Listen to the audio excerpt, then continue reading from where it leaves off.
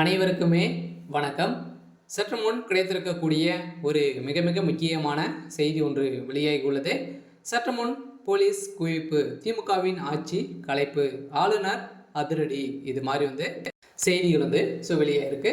ஏற்கனவே பார்த்தீங்கன்னா ஆளுநர் ஆர்.என். ரவி அவர்களுக்கும் திமுகவுக்கும் நிறைய விரிசல்கள் ஏற்பட்டு இருந்திருந்த நிலையில இப்போ இந்த விவகாரத்தின் அடிப்படையில் இப்போ பார்த்தீங்கன்னா அதிரடியாக இன்று நடந்த போராட்டத்தின் அடிப்படையில் திமுக பார்த்தீங்கன்னா ஆளுநரை கண்டித்து இன்று போராட்டங்கள் நடத்தியிருந்தாங்க. இந்த போராட்டத்தின் அடிப்படையில் அடிதடி மோதல்கள் ஏற்பட்ட சம்பவத்தினால திமுகவினருடைய அவருடைய நடவடிக்கைகளை அனைத்தையுமே கண்காணித்து வரும் நிலையில் தான் இப்போ பார்த்தீங்கன்னா அவங்களே தவறுகளை செய்துவிட்டு இதை மறைக்குவதற்காக எந்த ஒரு லெவலுக்குலாம் போயிருக்கும் நிலையெல்லாம் சட்ட ஒழுங்கை மீறி நடந்துட்டு வராங்க அப்படின்ற மாதிரி தான் இப்போ ஒரு மக்களிடையே பரபரப்பான செய்தி வெளியாகி வந்திருக்கும் நிலையில் இப்போ திமுகவுடைய ஆட்சிக்கு ஒரு கேள்விக்குறியாக வந்திருக்கு. இதை பற்றி இந்த வீடியோவில் பார்க்கலாம். அதுக்கு முன்னாடி நம்ம சேனலுக்கு இப்போ தான் நீங்கள் முதல் முறையாக வந்திருக்கீங்க அப்படின்னா மறக்காமல் நம்மளுடைய சேனல் சப்ஸ்கிரைப் பண்ணிக்கோங்க.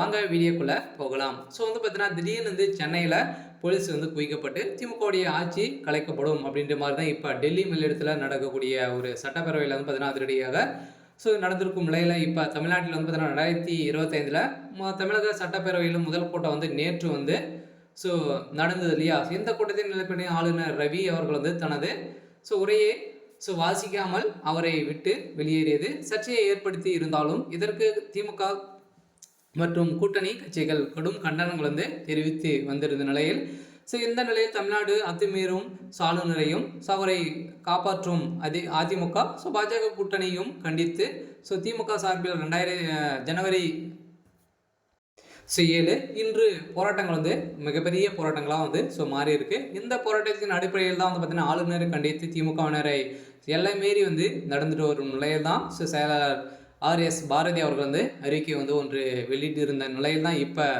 சென்னையில் ஒரு மிக பரபரப்பை ஏற்படுத்தியிருக்கு.